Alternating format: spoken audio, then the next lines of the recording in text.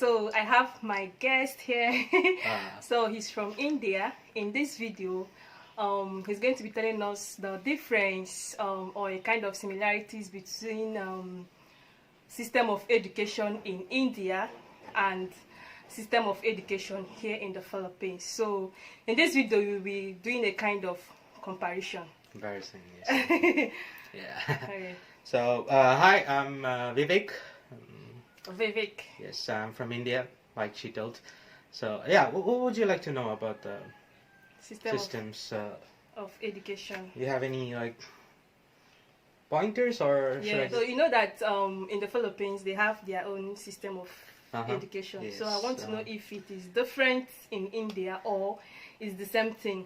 Like in the Philippines, before you start school, the first level is kindergarten, which is 1 year. Yes. Then after the kindergarten is the elementary, which is 6 years in the Philippines. Okay. Then after the elementary is the junior high school and senior high school.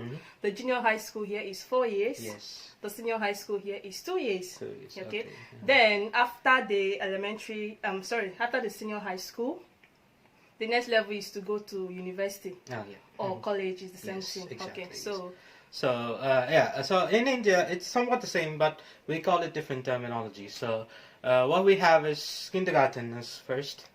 So that's for how many years? Yeah, that's for like kids below 3. Below 3. Yeah. Oh, okay. No, actually, there is something called preschool. That's for kids below 3. Okay. And then we have the kindergarten. That's 2 years.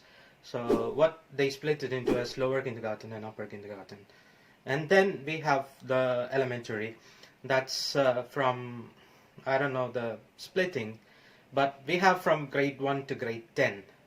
That's 10 years. Yes, 10 years. That is split as elementary, junior high.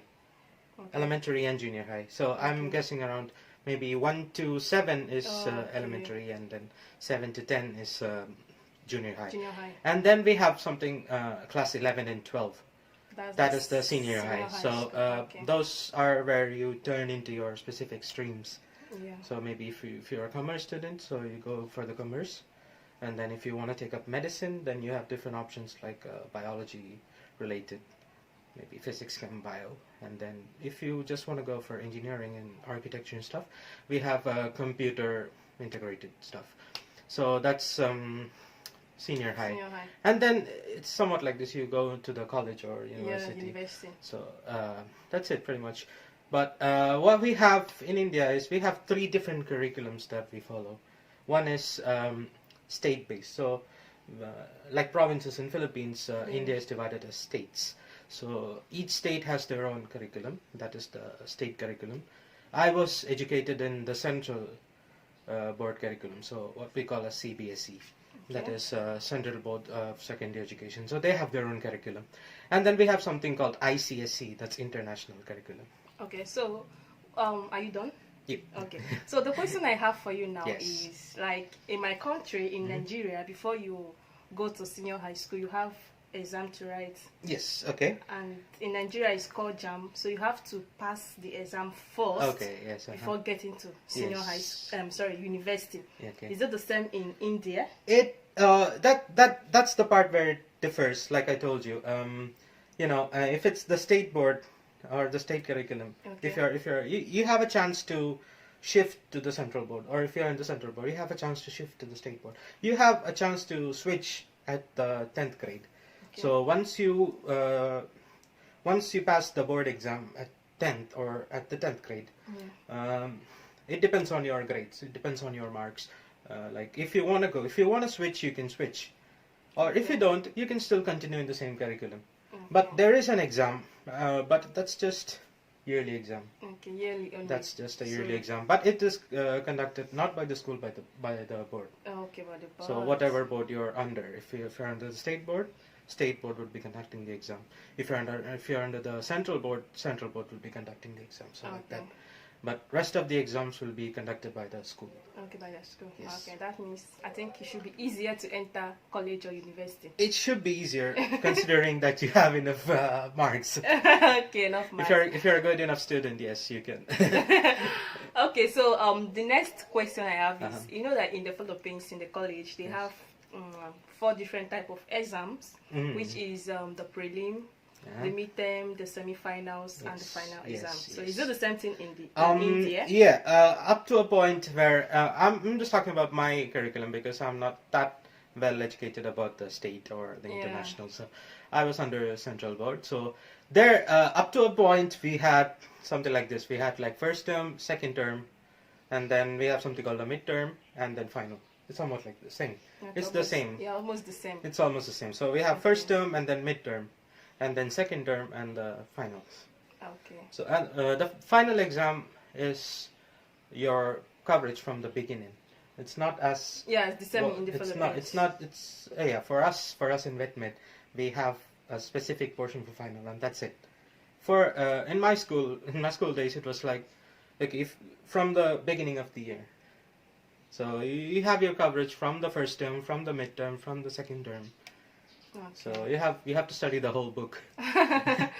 Okay, so you know that the passing grade in the Philippines is 75%. It's 75. Yes, that was something of a pretty big shock to me because it's not, because we have 40%. That's the passing score in India. Yes. Wow, my own country is 50. Yes. We have a passing score of 40%, but people find it hard to get 40%. That's the standard of questions. It's really high. The standard of questions is high. It's really high, yes. Okay. So that's really hard to, even though it sounds 40%, you have to write a lot. Yeah, you have to read a lot. You have to read a lot. You have to write a lot on the papers. Like when I remember giving my exams as a booklet. Not as a paper, as a booklet, because we have essay questions. Yeah. And unlike Philippines, if you're a 5-point question, you just have to write like 5 points, right? But in India, if you have a 5-point question, you have to write like at least 2 or 3 pages. Like that means you guys in India write more of theoretical questions. Yeah, exactly.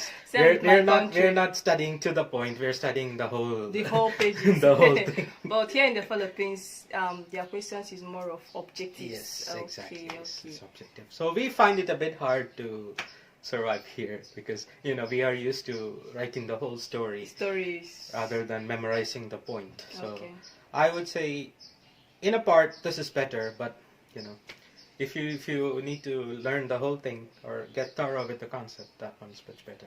Okay.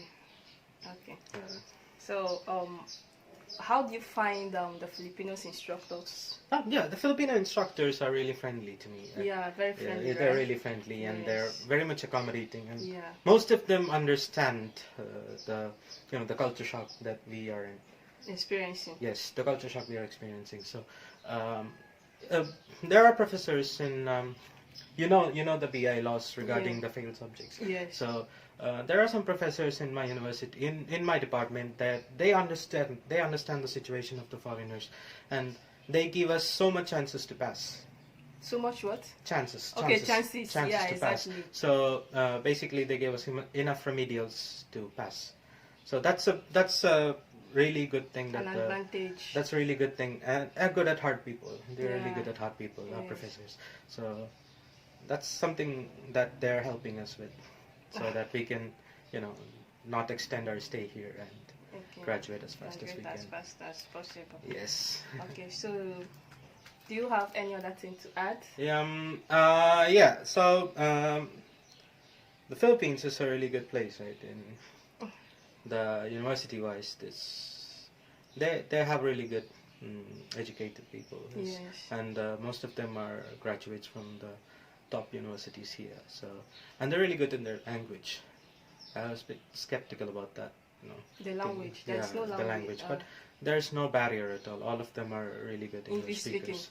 English speakers, and they understand us. Foreigners. Yes, we foreigners, and the things we go through here. So that's it. They're really good people in here. So guys, thank you for watching. My friend here has really kind of explained similarities or difference between the system of education in the Philippines and the system of education in India. Okay, so thank you for watching. See you all in my next upload. Don't forget to drop your comments in the comment section. Bye bye. Bye.